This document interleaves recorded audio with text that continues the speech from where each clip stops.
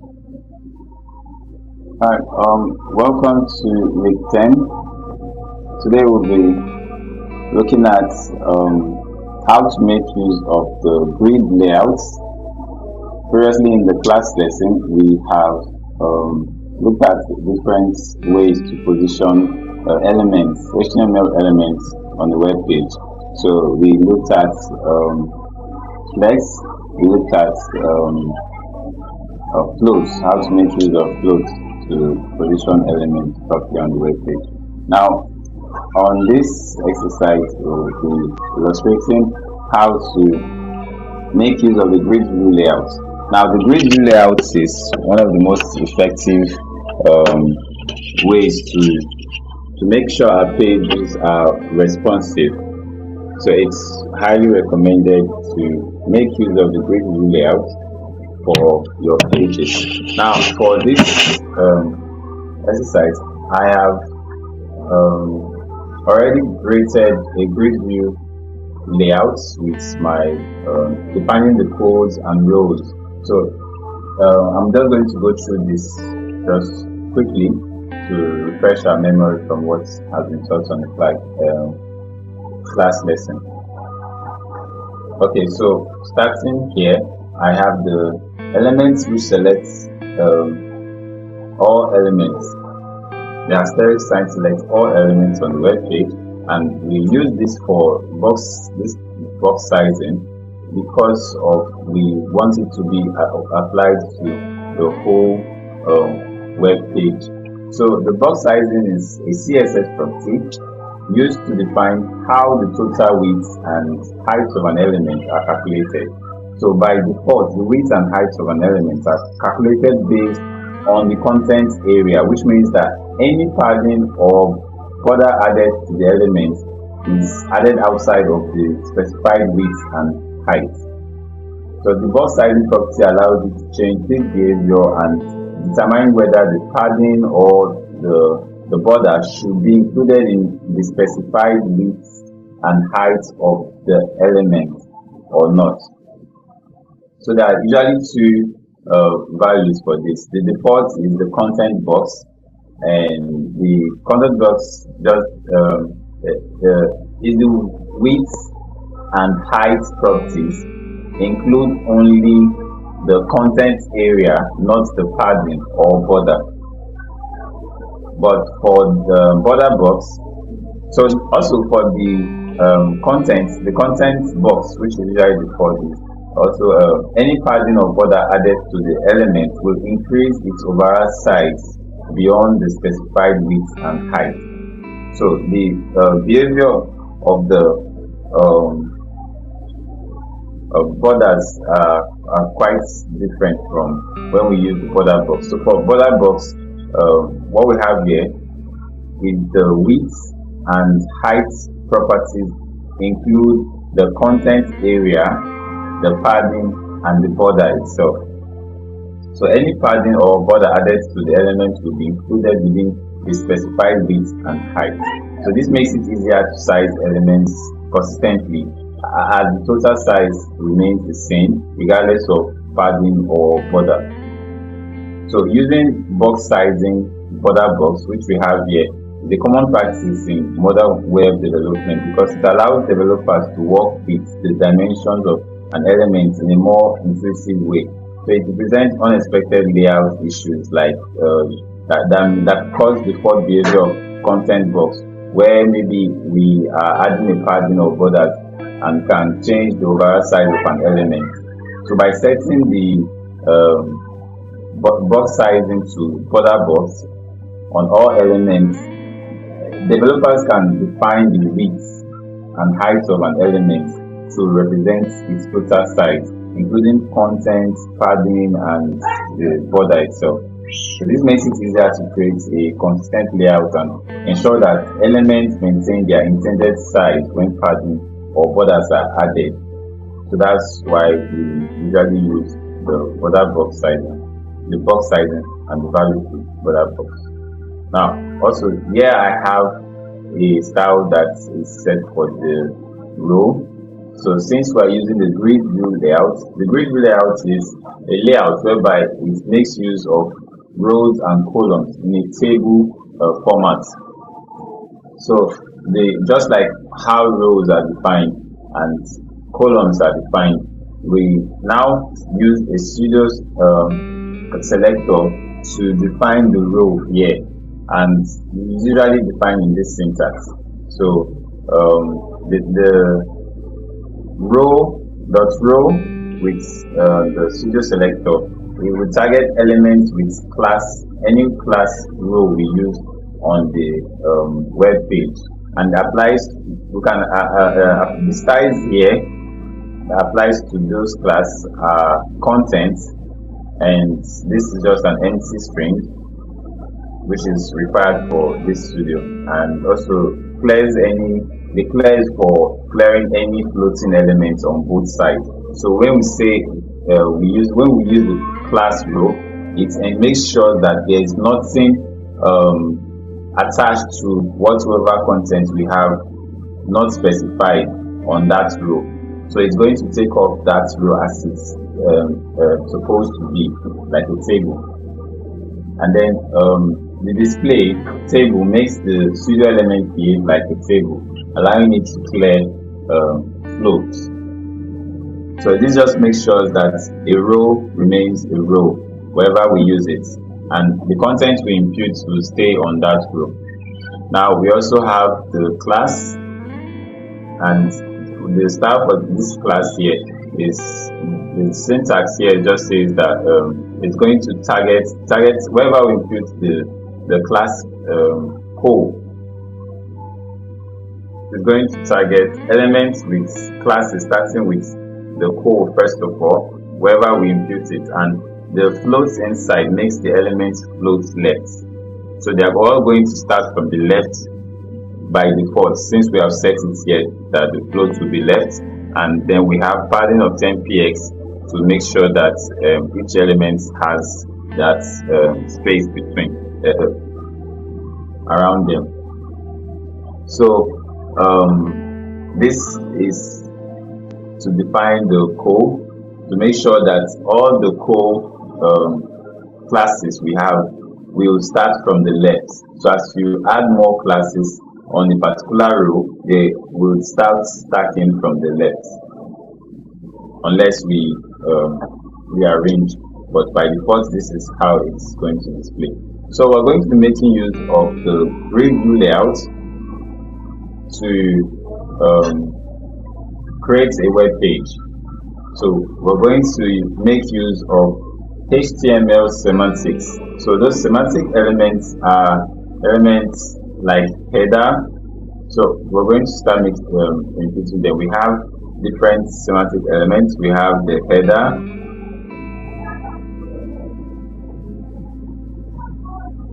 we have just going to list some of them here. We have the nav,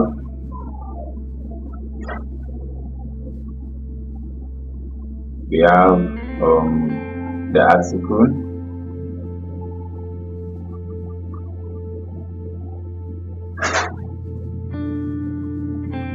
we have main,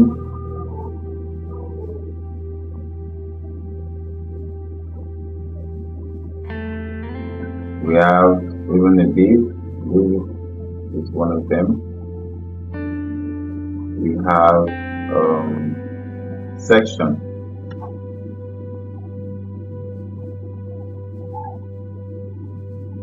and we also have footer. So these elements they help us to arrange our web page in a very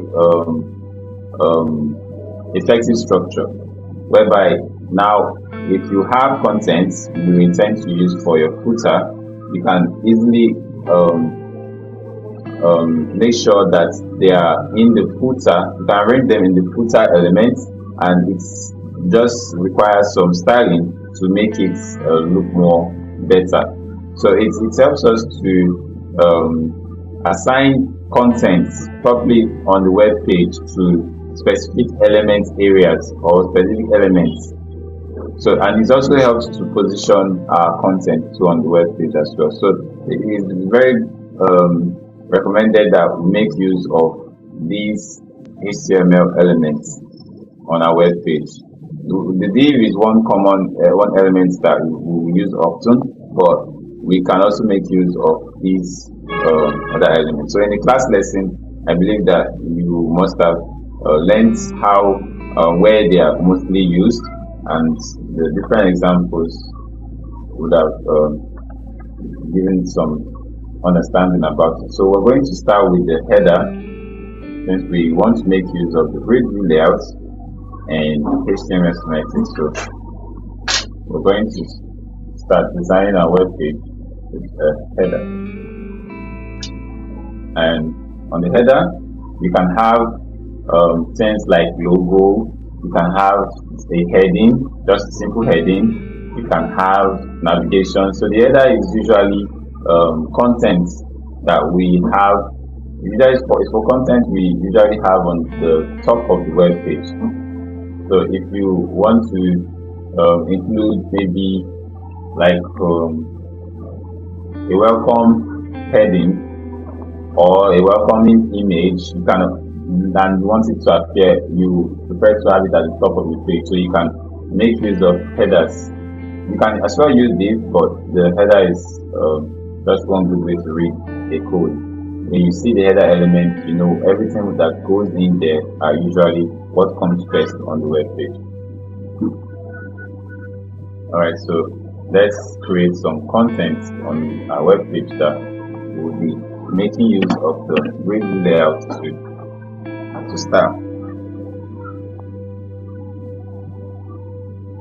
So on the header, we're going to have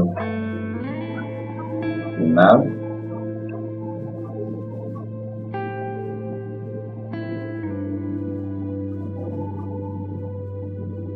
So the nav element is mostly used for a web page where we have navigations. So the navigations could be on the header at the top of the page, or could be outside the header and in the body of the web page, that's below the header.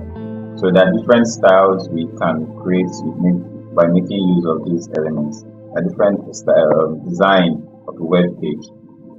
So in this now, I am going to create a class that I will be using to style this now properly. And my class will be called nav.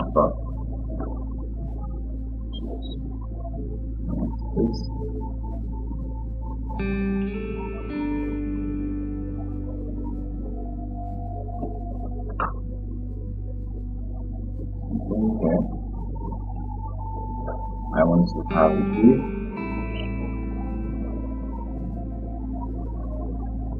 And this is where I'm going to add my logo.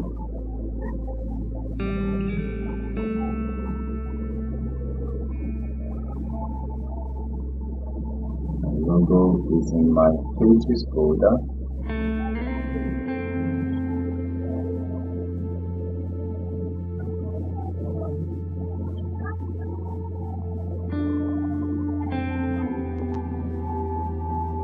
Sorry, my logo is in my images folder.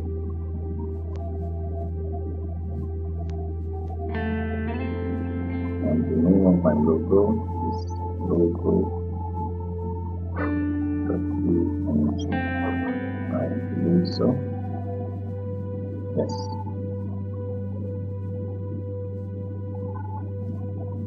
And this will be my logo.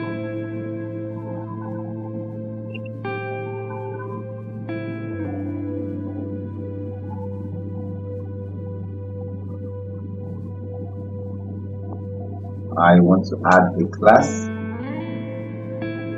that I can use to style this image properly, and I'm going to call this class logo image.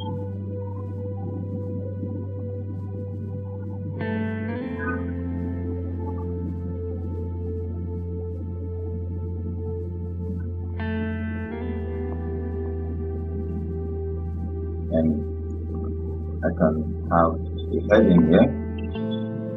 I would say, since we don't have the name for this website, or let's just do the website for the school. So let's use the school as an example and say school.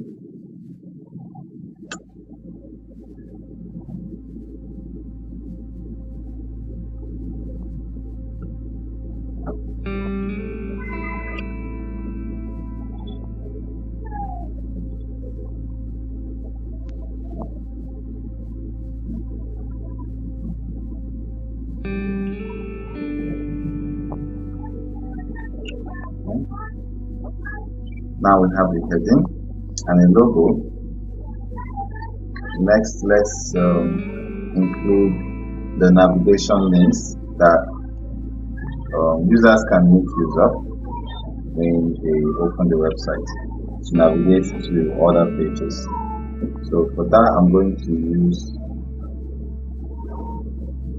a different container.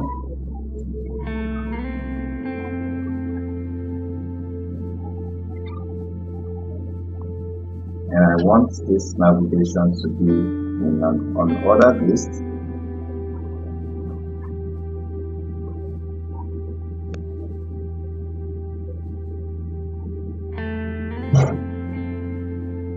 And I'm going to have a class in this unordered list that I will use to style this navigation. And I want the class to be now name, and inside I want to have my lists,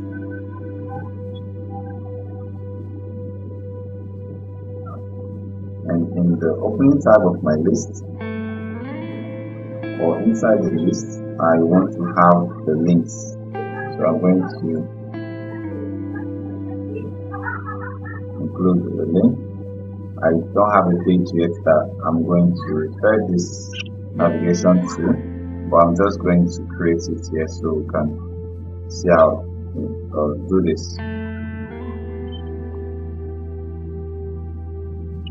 So this link would go to the home.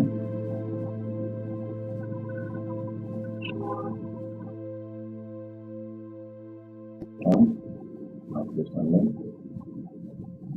And we can have a class here, so we can style them uniquely. We can call this nav.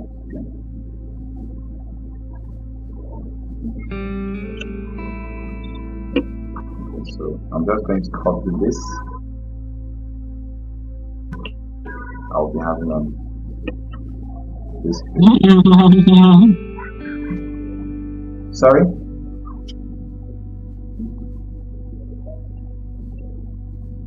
I didn't get you. Please, it wasn't you, please. Sorry. It was my younger brother. Sorry. Okay. Alright, so the next link is for the about, and this will be for let us say services. We can have more links, or just one more link. Yeah. Hello, please. After the href, that Yes. hash this thing. What does it mean? The hash you have after the href. It's just a placeholder. If I have a page that I want to direct the user to, once this link is selected, it will take the person to that page. So, but I don't have a page yet, so I'm just creating the links for illustrations. But if the hash there is just a placeholder that will remind me or shows that there is no link, so it's just an empty anchor tag. So you can decide to leave it without the hash or just leave it. It's just the best practice I've learned so far, that if you do not have any page or anywhere you want to direct this to, you can leave it as a placeholder like this.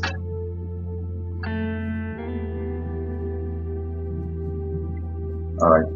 So it's not going to take us anywhere. It's just going to remain on the page, and it will show an error that this page is empty and not set. So it's just going to remain on the page and do nothing. So I'm going to take that one and give an example. Yeah. Let's refresh our page to see what we have so far. So this is the logo, and we have the links, and we have the lists and the link inside, the anchor tag inside. So now we see that for now we're going to add more steps to it. So please, the nav, the navigation bar, where is it on the page? Oh, okay. So the nav bar class, you mean, right? Or you mean the elements? Like I didn't see any navigation bar on the page, so.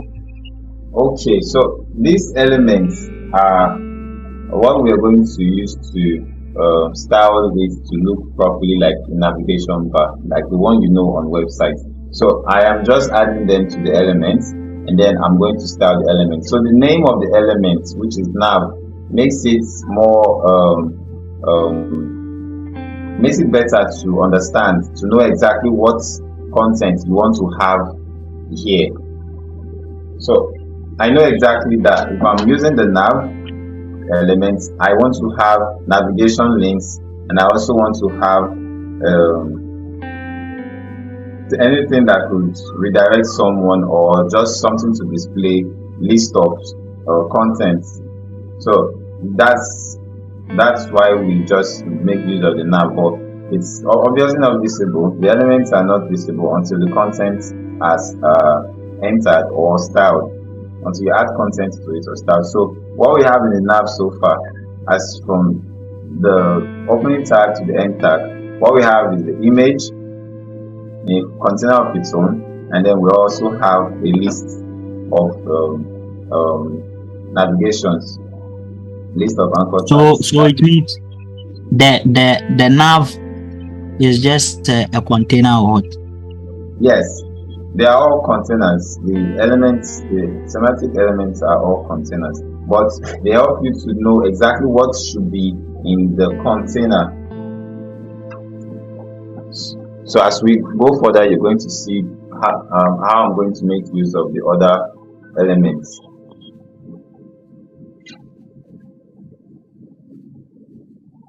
All right. So here I have the lists, and I have the class that I'll be using to style them to make them look properly like a nav.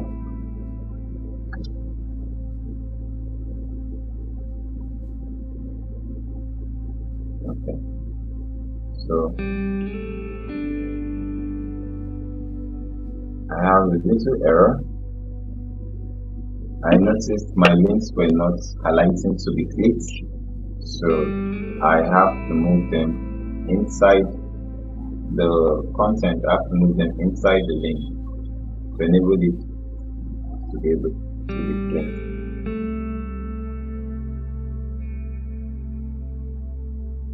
I'm saying.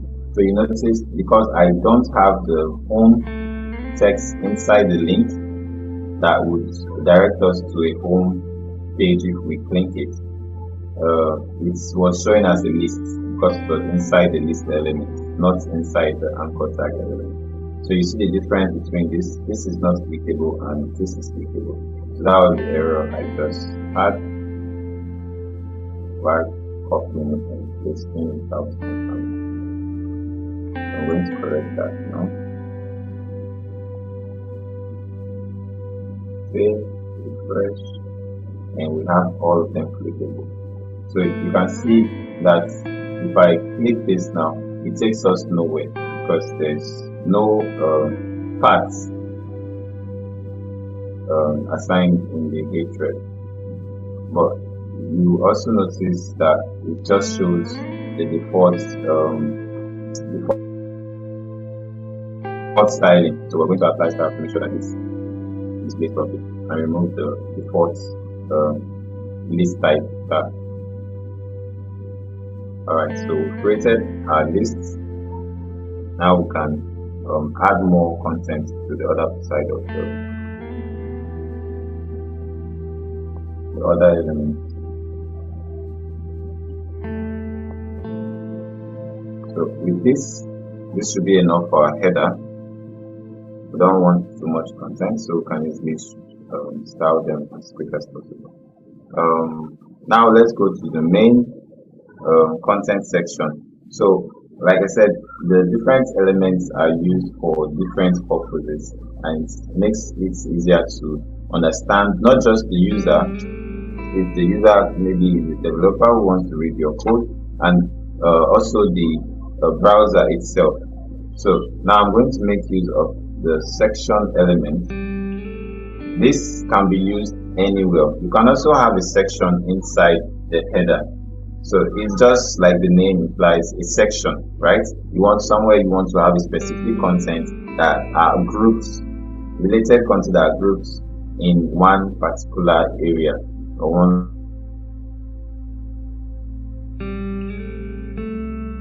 header. And I want to have my content inside.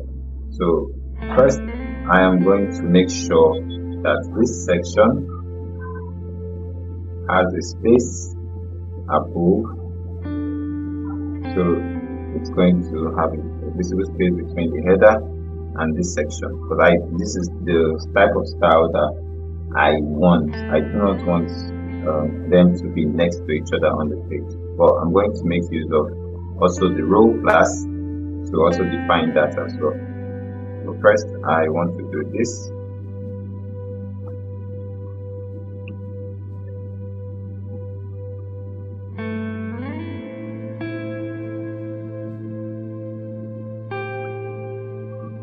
Then now let's make use of the grid view layout. So we have a class called row, and like I explained, this row class, wherever it's applied, it's going, or wherever it's specified, or whichever element or area is specified on the HTML page, is going to make sure that the content on that, in this particular row defined element, must have the whole row of that page, that part of the page.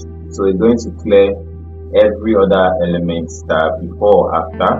So it's going to make sure that it's in a table format and it's responsive as well on the page. So this is where we apply the row before we start with the grid columns. Inside the row, that's where we're going to have the grid columns. And we're going to have use the aside. Let's make use of the aside.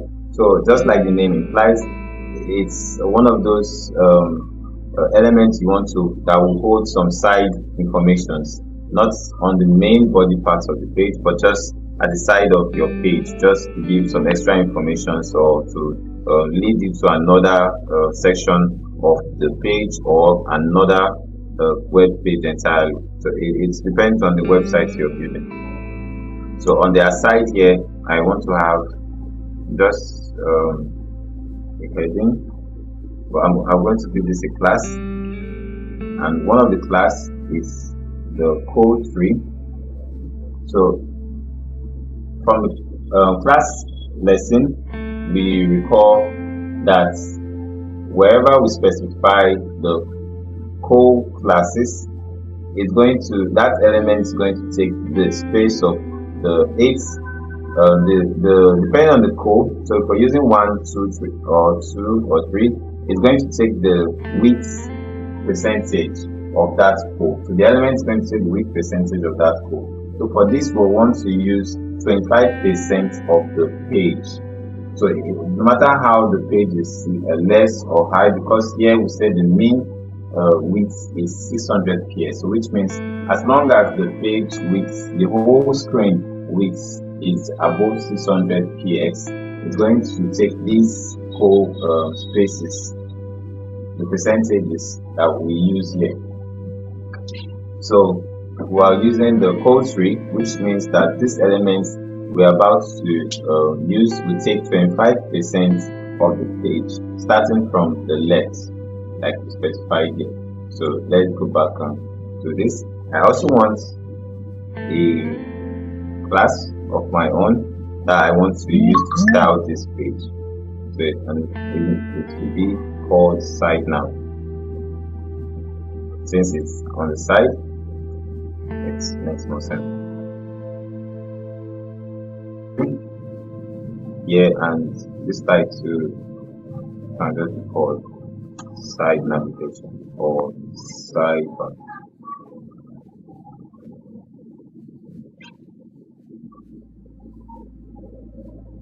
And let's just have more content here so it can display properly.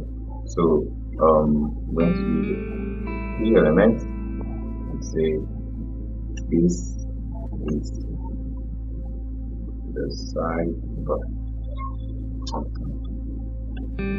So the sidebar content goes in here, and then we want to have another element inside this section, and for this we can make use of because this is going to be the main content, so we can make use of the main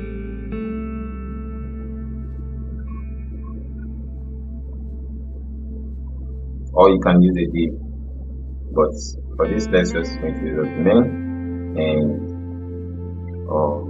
we're going to have the heading, and the heading will be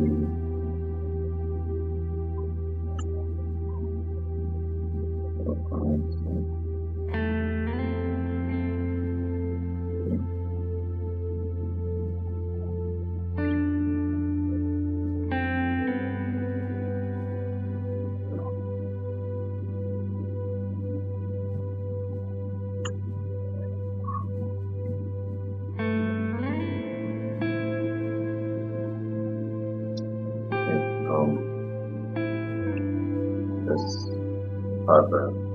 Now say this is content.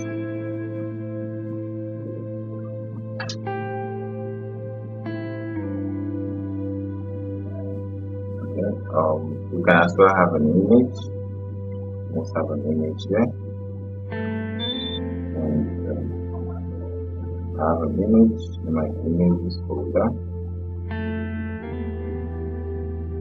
called grid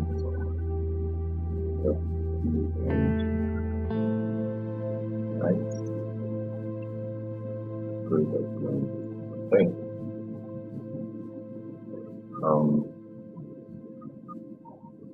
What else can we have here? Okay, I think this should do.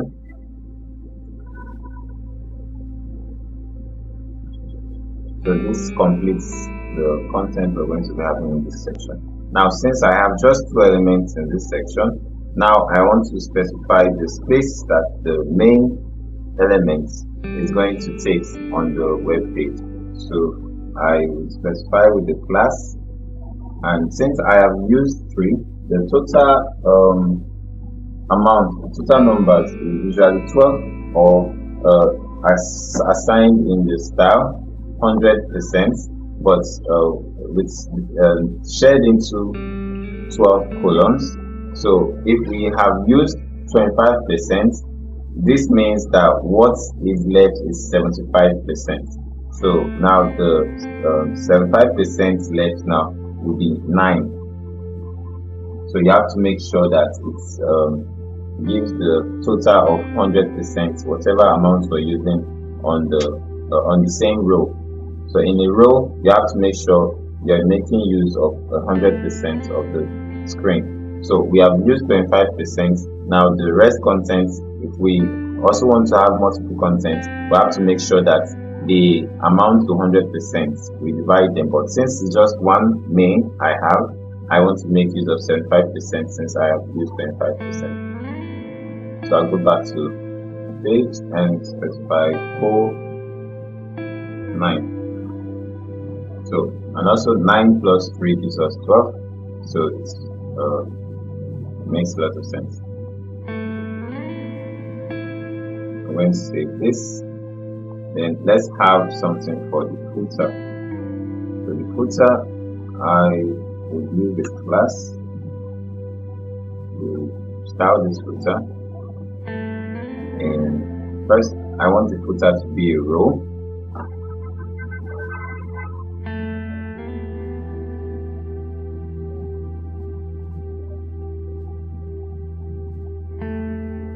And then I want to have the row to be,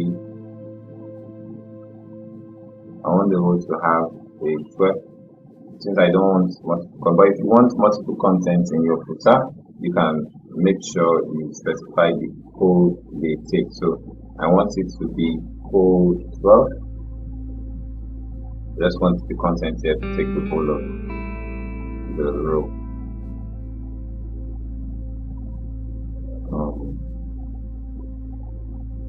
I'm going to have a copy.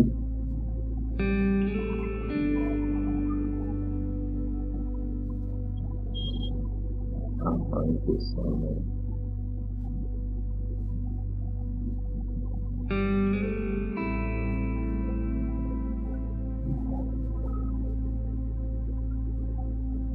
Copy symbol.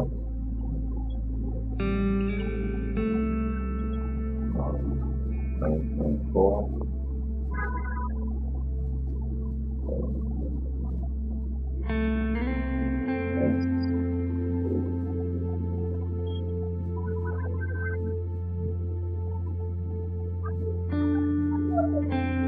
Let's see this. So let's see all the content we have on the page.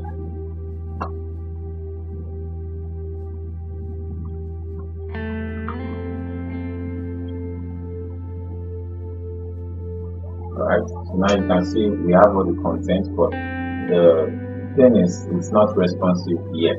Now we have successfully placed the content on the page, on the areas we want. We want this to be below this, that's why it's in the footer, and this section that holds the main content, we made sure that they have the columns assigned, which is the sidebar taking 25% of the page. So if I extend this page, we're going to see it's still taking 25%, and this continues to take 75%. So you can see it's taking the adjusted or the assigned percent for. We're going to start the header and we're going to start the footer. So this is a very long image to be able to illustrate how it's going to be responsive no matter the size of content we have on the page when we make use of the grid layout and style the content properly. So let's start applying styles to the page. Now, we're going to start with the logo. So let's make sure that the logo is displayed properly. And we have previously added class to the logo. So we have the class for the container where we hold the logo and the title. And the name is logo. I'm just going to take this.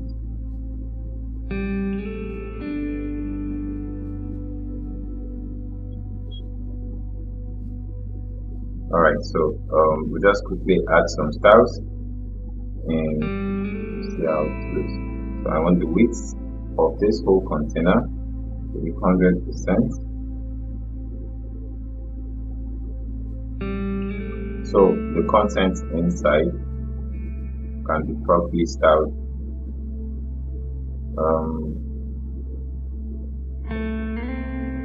Let's see what next do we have. Okay, let's start with the header. So the header is the elements that hold everything.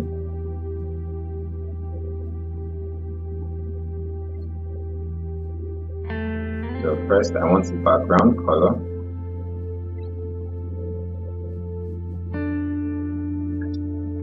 A little green.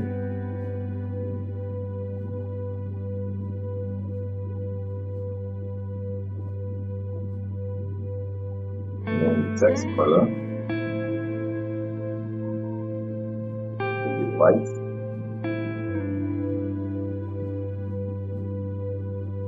And I want padding for all the content.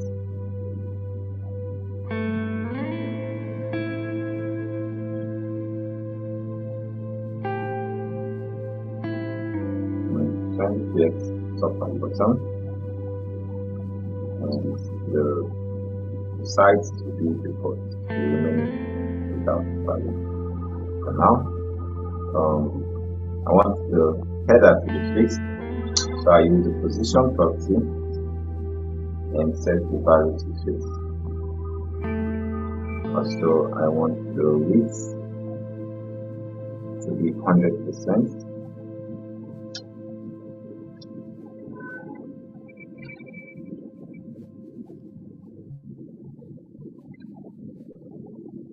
And I want to remove all default margin or spaces. So the top should remain 0, and the left, which is usually where it starts by default, should also remain 0.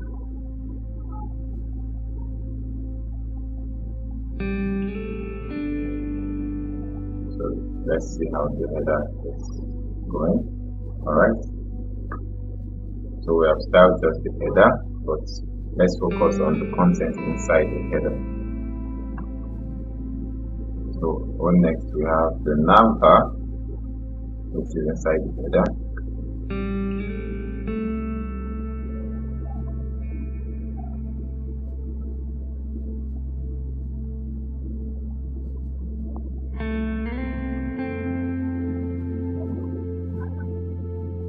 And for the navbar, I want the display to be flex, so we can adjust it. Justify content, so I want to justify full content to have space between them. Since I'm going to be having not just the logo, I'm also having navigation links as well. So I want to default space between them, and I want all the items to be placed at the center of this container. So it's not going to be top or bottom, just at the center. Not the middle, just the center of the container height. But next, once it should have a padding for all the content.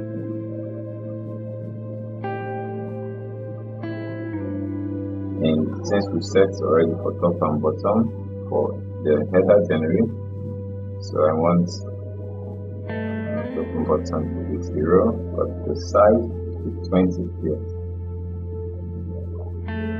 So this for the contents inside the header itself. So let's see how this goes. Okay.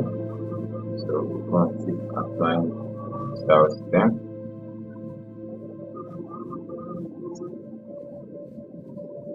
So the image is preventing most of the display to take effect. So we have to reduce the size of the image, and I want to use the class that we created for the image.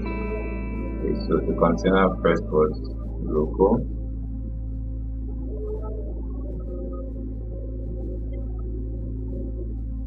and then logo image. So logo.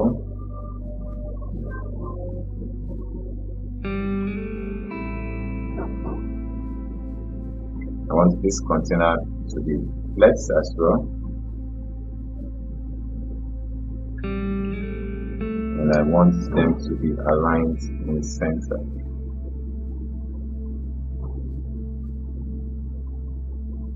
So it's going to display inline. Okay, so it displays inline. Next, let's start the image. Since the side is looking so big,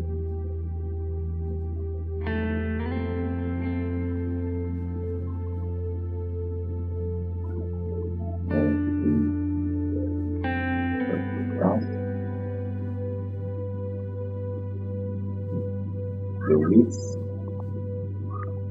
So we can use max width as well for responsiveness. So I want the width to be small as 40px, and I see that I want more space between the text and the image.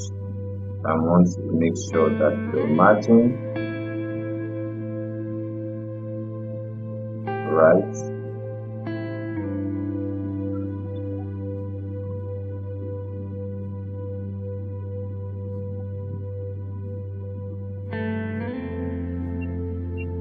has a space to the right of the logo. We have a space of 10px, not too much. So the image now is smaller and has a space between the text. So the image seems to be too small. Let's have it a bit bigger.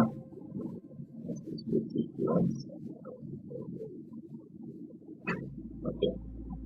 So we have our logo, we have the title or the heading for this page, and then our navigation links.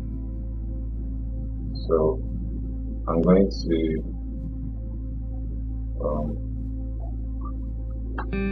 start with the navigation links. Let's add styles to the navigation link.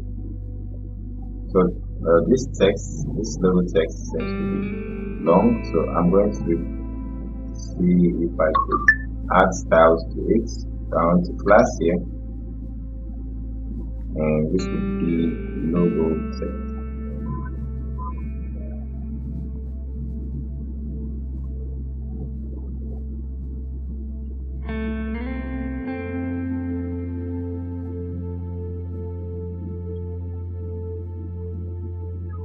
And I'm going to make use of the class logo text to apply style to the text. Okay, so let's see. We're going to first of all, I want to make the margin 0. Then I'll apply more styles as it affects the others, depending on how the others are displayed. So let's go straight to the nav menu.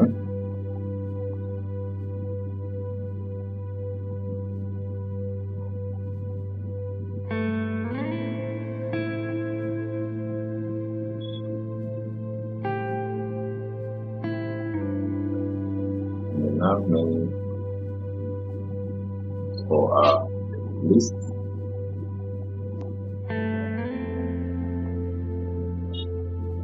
so I want the display to reflect as well. This makes it easier for us to position the content inside flexibly, and it doesn't have the usually the block default display. So I want the list start tab. Since they are lists, on the list type tab in none.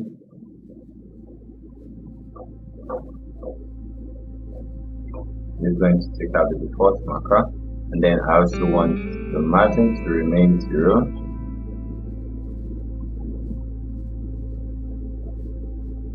Padding as well. So I'm going to be taking out all the defaults. If there are any default padding or margin. And I want the text for all of them to be aligned to the center.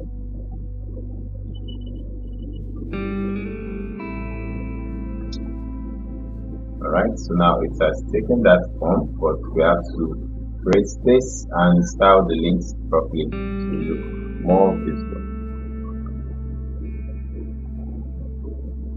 So you see the display flex always tries to make sure that they not in the default block display. So next we want to focus on the link.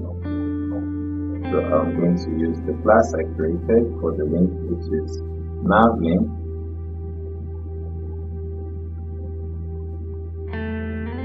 And I want all of them to have a margin between them. So I'm just going to say margin left should be 50px. So they're going to have a space of 50px between them, and I want all the colors to have white.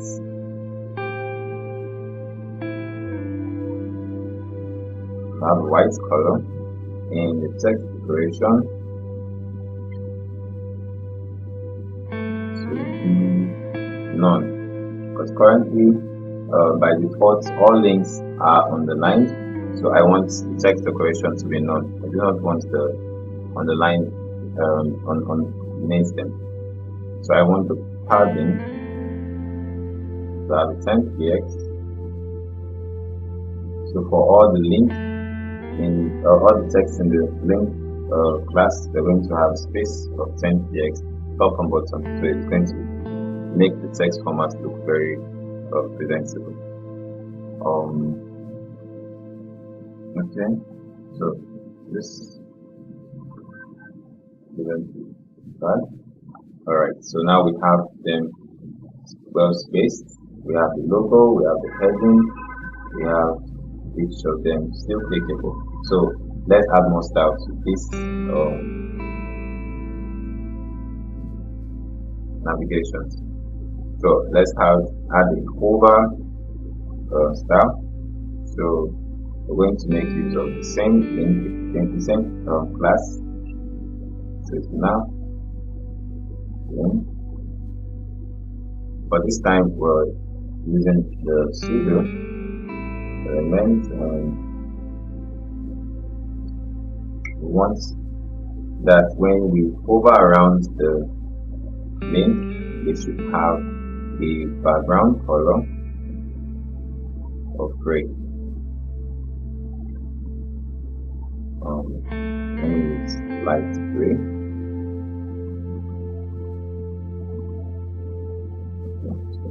Fresh, and you can see okay, the light gray is too light.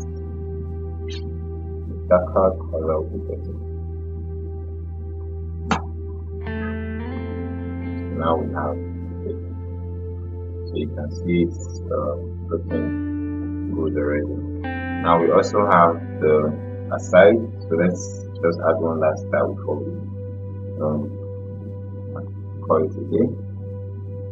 So the aside,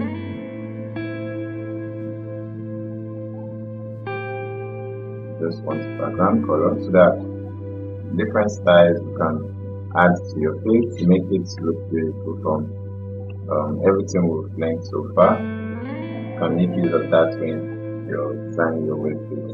So it just goes on, and as creative your mind can go, you can create basically anything from these elements and CSS styles. So I want to just do one last thing.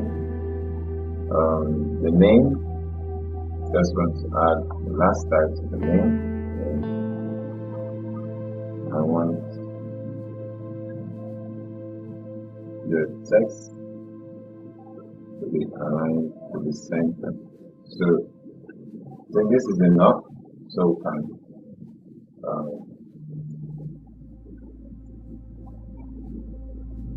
so we can close this well on time. So you see now the page is looking better. So I want to also make sure that this image isn't looking as bad. So I just want to do the style for the image. I want to remember adding a class.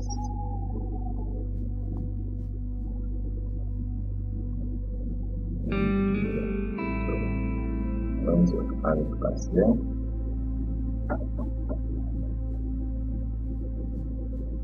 I'll call this game.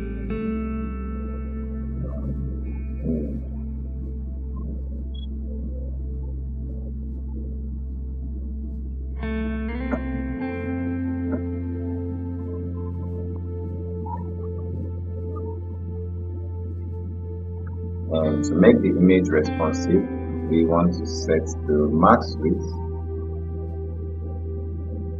to 100%.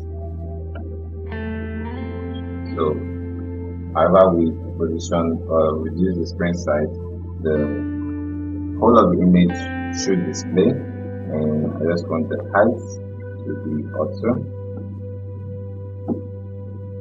I'm going to save this and hope it applies to it. Alright, so now we have the whole image displaying, and also the grid view layout makes it possible that however we adjust the screen size, it stays on the columns that we have assigned. So we wanted the main content to be 75% of the web page or the screen page. Then we also wanted the sidebar to be 25%. So this is how we can use to position elements on the web page with the grid view layout, making use of the rows and columns. So every style we have applied to this page has made sure that the page is responsive, and then we made the header to be fixed. So when we scroll on this page, the header remains fixed on the page. So since we use a very long image, we have a very long page, and it doesn't have to be we have to scroll to the top before we can navigate to other parts of this web page or this web site for creating. So I didn't create styles for the footer, but I think this should be clear. So is there any question? Why I add styles to the footer? Is there any question? Please, you can feel free to ask now.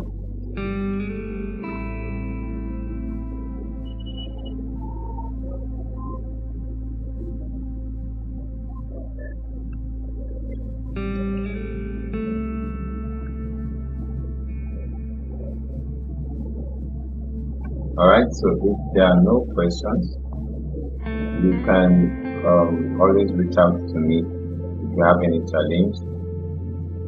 You can always reach out to me on the WhatsApp group.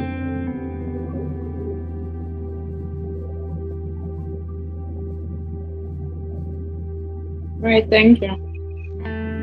Alright, so I wish you success in your assignment and have a lovely weekend.